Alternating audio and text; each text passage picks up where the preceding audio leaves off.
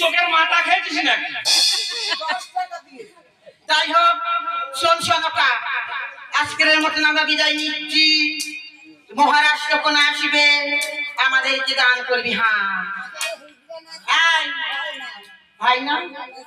কেন হয় না?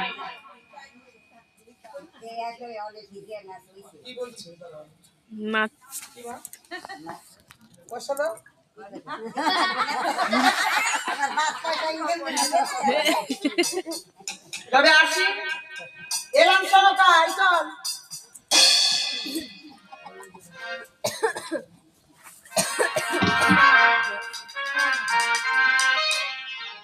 দেখতে দেখতে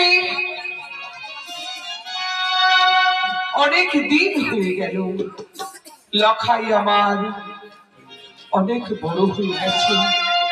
প্রত্যেকদিন জিজ্ঞাসা করে, মা গো, ও মা, আমার পিতা কোথায়?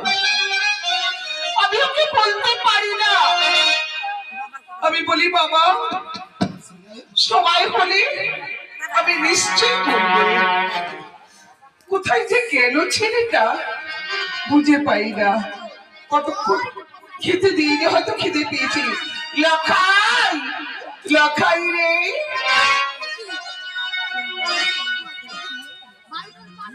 মা, মা গো, আজ বলো কিসের জন্য আমাকে ডেকেছো মা? কোথায় গিয়েছিলি বাবা? মা, আমি যে আমার খেলার সাথীদের সাথে খেলছিলাম।